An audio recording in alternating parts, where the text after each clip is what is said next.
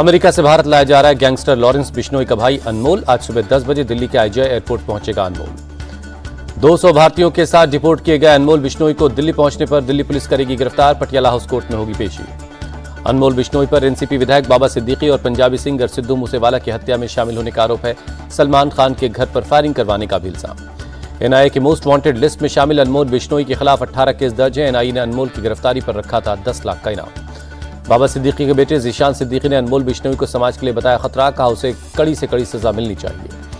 अनमोल बिश्नोई को भारत लाए जाने पर में मिली कामयाबी पर महाराष्ट्र के डिप्टी सीएम एकनाथ शिंदे ने कहा पीएम मोदी और अमित शाह देश के किसी दुश्मन को छोड़ेंगे नहीं। फरीदाबाद की अल-फलाह यूनिवर्सिटी का संस्थापक जव्वाद सिद्दीकी गिरफ्तार। मनी लॉन्ड्रिंग एक्ट के तहत ईडी ने की गिरफ्तारी। ईडी की गिरफ्तारी के बाद जव्वाद सिद्दीकी का मेडिकल टेस्ट करवाया गया। उसके बाद दिल्ली के साकेत कोर्ट में पेश किया गया। ईडी ने अल-फलाह यूनिवर्सिटी से जुड़े 25 ठिकानों पर रेड की। मनी लॉन्ड्रिंग से जुड़े कई अहम सुराग मिलने का दावा। ईडी की टीम ने रेड के दौरान 48 लाख कैश, कई डिजिटल डिवाइस और अहम दस्तावेज बरामद किए। कई शेल कंपनियों के सबूत मिले। 10 दिन की एनआईए कस्टडी में भेजा गया दानिश। आतंकी उमर के साथ दिल्ली ब्लास्ट की साजिश रची थी। आतंकी उमर को कांग्रेस नेता इमरान मसूद ने भटका हुआ युवक बताया। कहा इस्लाम में आत्महत्या हराम है। इमरान मसूद के बयान पर बीजेपी का पलटवार। मोहसिन रजा बोले कांग्रेस हमेशा आतंकियों का समर्थन करती आई है। बीजेपी सांसद दिनेश शर्मा ने भी इमरान मसूद को दिया जवाब। कहा आतंकवाद करने वालों के प्रति सहानुभूति न रखें। जांच एजेंसियों ने टेरर मॉड्यूल को कोड लैंग्वेज को डिकोड किया।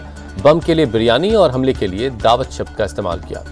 दिल्ली ब्लास्ट की जांच में मुंबई तक पहुंची पुलिस ने 3 संदिग्धों को हिरासत में लिया है। बागेश्वर धाम के पंडित धीरेन्द्र शास्त्री ने पदयात्रा के दौरान फरीदाबाद में विस्फोटक मिलने पर कहा आतंकी यात्रा में विस्फोट करना चाहते थे। बिहार बीजेपी विधायक दल की आज सुबह 10 बजे बैठक। केंद्रीय पर्यवेक्षक केशव प्रसाद मौर्य की मौजूदगी में विधायक दल के नेता का चुनाव होगा। साध्वी निरंजन ज्योति और अर्जुन मेघवाल सह पर्यवेक्षक नियुक्त किए गए हैं। बीजेपी प्रदेश मुख्यालय अटल सभागार में होगी बैठक। सीएम नीतीश कुमार ने आज सुबह 11 बजे बुलाई है जेडीयू विधायक दल की बैठक। सीएम आवास पर यह बैठक होगी। बीजेपी और जेडीयू विधायक दल की बैठक के बाद एनडीए विधायक दल की बैठक होनी है, जिसमें विधानमंडल दल का नेता चुना जाएगा। एनडीए की बैठक में विधानसभा अध्यक्ष और डिप्टी सीएम के नाम पर लगेगी मुहर। दोपहर 3:30 बजे विधानसभा के सेंट्रल हॉल में बैठक होगी। प्रेम कुमार बनाए जा सकते हैं बिहार विधानसभा के स्पीकर। 9वीं बार विधायक चुनकर आए हैं प्रेम कुमार। एनडीए की बैठक के बाद सीएम नीतीश कुमार राजभवन में जाकर राज्यपाल को देंगे इस्तीफा। नई सरकार के गठन का दावा पेश करेंगे। बिहार के पर्यवेक्षक केशव प्रसाद मौर्य ने एनडीए की जीत को बताया ऐतिहासिक। कहा मैं बिहार की जनता, यहां की धरती और सीता मैया को प्रणाम करता हूं। पटना पहुंचने के बाद सह पर्यवेक्षक साध्वी निरंजन ज्योति ने आरजेडी पर किया हमला। कहा जिनकी बेटियां अपने घर में सुरक्षित नहीं वो बिहार की बेटियों को कैसे सुरक्षा देते। साध्वी निरंजन ज्योति ने एनडीए की भारी जीत के लिए बिहार की जनता का आभार जताया। कहा बिहार की जनता ने विकास सुशासन की सरकार के लिए प्रचंड बहुमत दिया है। पटना के गांधी मैदान में 20 नवंबर को बिहार की नई सरकार का शपथ ग्रहण है।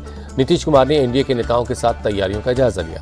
नीतीश कुमार के शपथ ग्रहण समारोह में पीएम मोदी के साथ अमित शाह और जेपी नड्डा शामिल होंगे।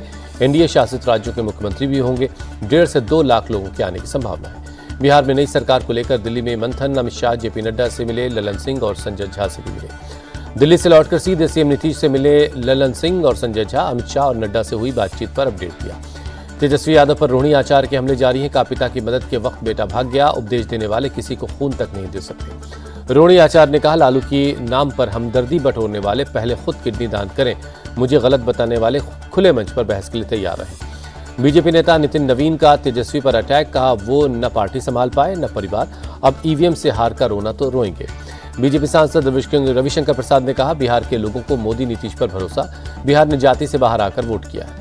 बिहार में मिली करारी हार के बाद कांग्रेस का एक्शन। 43 नेताओं को कारण बताओ नोटिस जारी हुआ। पार्टी विरोधी गतिविधियों में शामिल होने पर हुई कार्रवाई। पीएम मोदी आज आंध्र प्रदेश और तमिलनाडु का करेंगे दौरा। पीएम किसान योजना की 21वीं किस्त के लिए 18,000 करोड़ की राशि जारी करेंगे। पीएम मोदी सुबह 10 बजे पुट्टापर्थी में भगवान श्री सत्य साई की महासमाधि पर श्रद्धांजलि देंगे। सत्य साई जन्म शताब्दी समारोह में स्मारक सिक्का और डाक टिकट जारी करेंगे।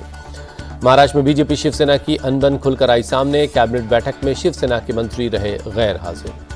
कैबिनेट बैठक के बाद मुख्यमंत्री फडणवीस से मिले शिवसेना के मंत्री। डोंबिवली में बीजेपी की एंट्री को लेकर जताई नाराजगी। शिवसेना के मंत्रियों को सीएम फडणवीस की 2 टूक। कहा शिवसेना करे तो ठीक, बीजेपी करे तो गलत, ऐसा नहीं चलेगा। महायुति में खटपट पर आदित्य ठाकरे का तंज। कहा दूसरों का घर तोड़ने वाले आज अपनी ही टूट फूट का शोर मचा रहे हैं। महाराष्ट्र में लाडली बहना योजना पर बड़ी राहत। ई-केवाईसी की आखिरी तारीख 31 दिसंबर तक बढ़ाई गई। मंत्री अदिति तटकरे ने जानकारी दी। अखिलेश को इंडिया गठबंधन का हेड बनाने की मांग पर कांग्रेस का तंज। इमरान मसूद बोले, पहले वो यूपी का चुनाव देखें।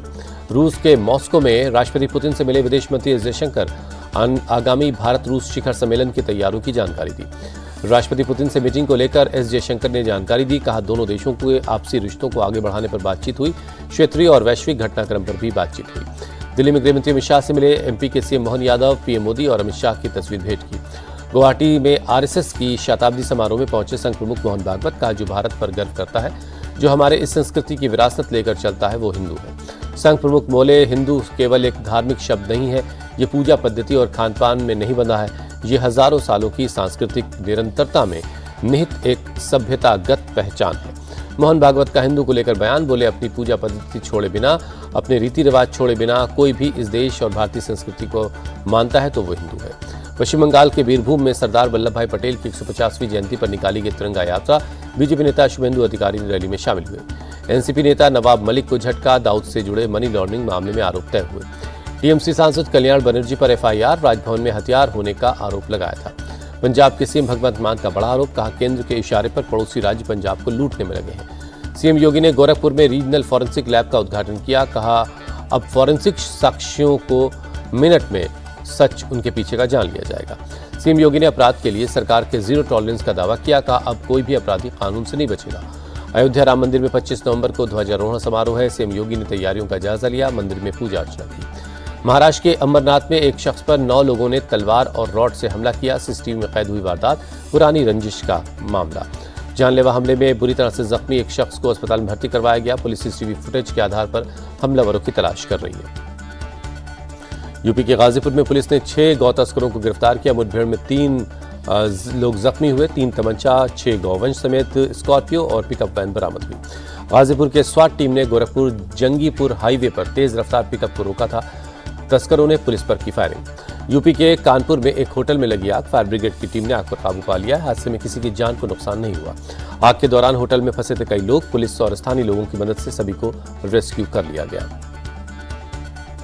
पंजाब के मोगा में ड्रग्स के खिलाफ चलाया जा रहा है अभियान। पुलिस की टीम लगातार सर्च ऑपरेशन चला रही है। ड्रग बरामदगी से लेकर तस्करों की गिरफ्तारी हो रही है। झारखंड के धनबाद में दिन दहाड़े फायरिंग से हड़कंप। पेट्रोल पंप के पास एक युवक को सिर में सटाकर गोली मार दी गई। पटना में बालू माफियाओं का आतंक। चेकिंग के दौरान 2 जवानों को कुचला, 1 की मौत। पटना के फतुहा में एक छात्रा से गैंगरेप। पुलिस ने 4 आरोपियों को गिरफ्तार किया। आंध्र प्रदेश के 3 जिलों में पुलिस की ताबड़तोड़ छापेमारी। 31 नक्सली गिरफ्तार हुए। नागौर में महाराजा सूरजमल की प्रतिमा लगाने पर विवाद। 2 पक्षों ने एक दूसरे पर जमकर पत्थर बरसाए। राजस्थान के कोटपुतली में अवैध रूप से चल रही मीट शॉप पर एक्शन। नगर परिषद ने आधा दर्जन दुकानों को सीज किया। किशनगंज में चिट फंड कंपनी करोड़ों की ठगी करके फरार। सैकड़ों महिलाओं से 5-5 हजार रुपए जमा करवाए थे। यूपी के शामली में पारिवारिक विवाद में 2 पक्षों में खूनी संघर्ष। जमकर चले लाठी डंडे। यूपी के बस्ती में जयमाला से पहले दूल्हा गिरफ्तार। पहली पत्नी पुलिस लेकर पहुंच गई, शादी रुकवा दी। कर्नाटक के उडुपी में छात्रों का जनेऊ निकालने पर एक्शन। पेरेंट्स की शिकायत पर स्कूल प्रशासन ने टीचर को सस्पेंड किया। यूपी के हाथरस में बारात चढ़ने के दौरान विवाद हो गया। बारातियों और स्थानीय युवकों में मारपीट हुई। अमृतसर के बस स्टैंड पर बसों की टाइमिंग को लेकर हुआ विवाद। 2 गुटों में हुई गोलीबारी, 1 की मौत। मध्य प्रदेश के अशोकनगर में किसानों का स्टंटबाजी का वीडियो वायरल हुआ। परेशान किसानों ने पुलिस से शिकायत की। रोड सेफ्टी को लेकर सख्त जयपुर पुलिस। करीब 140 मॉडिफाइड साइलेंसर को नष्ट किया गया। मुंबई में सीएनजी की किल्लत जारी है। चेंबूर इलाके में पेट्रोल पंप पर लगी गाड़ियों की लंबी कतार। बाबा बागेश्वर धीरेन्द्र शास्त्री ने दिल्ली से मथुरा की पद यात्रा को बताया सफल। कहा, यात्रा से हिंदू एकता को ताकत मिली। बाबा बागेश्वर का दावा, पद यात्रा से समरसता का संदेश गया। छुआछूत मिटाकर सबको एक साथ आने का संदेश दिया गया। यूपी में फिर टली ट्रेनिंग ग्रेजुएट टीचर्स की परीक्षा। दिसंबर में होने वाला था एग्जाम। दिल्ली सरकार ने मिड डे मील मेन्यू में किया बदलाव। बाजरे को किया गया शामिल। QS वर्ल्ड यूनिवर्सिटी रैंकिंग में भारत का दबदबा। टॉप विश्वविद्यालयों में 15 IIT का नाम भी शामिल। हिमाचल प्रदेश के लाहौल स्पीति में गिरा तापमान। लगातार हो रही बर्फबारी। भीषण ठंड के बीच जम गई हैं नदियां। पर्यटकों की बड़ी संख्या। चेन्नई में लगातार हो रही बारिश से लोगों को गर्मी से मिली राहत। शहर के कई इलाकों में बारिश से जलभराव। ट्रैफिक पर बड़ा असर। गुवाहाटी टेस्ट में भारतीय कप्तान शुभमन गिल के खेलने पर सस्पेंस बना हुआ है। पहले टेस्ट के दौरान चोट लग गई थी। गिल की जगह ऋषभ पंत संभाल सकते हैं टीम की कमान। दूसरे टेस्ट से पहले टीम इंडिया के प्रैक्टिस सेशन में नजर नहीं आए शुभमन गिल। गुवाहाटी जाने वाली टीम के साथ ट्रैवल नहीं करेंगे शुभमन गिल। साइंस दूरदर्शन को मिल सकता है गिल की जगह मौका। दक्षिण अफ्रीका के खिलाफ दूसरे टेस्ट से पहले टीम इंडिया के खिलाड़ी साई सुदर्शन और ध्रुव जुरैल ने की प्रैक्टिस। जुरैल और सुदर्शन ने एक पैड पहनकर प्रैक्टिस की। भारत और बांग्लादेश के बीच होने वाली महिला वनडे और टी20 सीरीज स्थगित कर दी गई। बांग्लादेश के खिलाफ भारत को दिसंबर में खेलनी थी वनडे और टी20 सीरीज।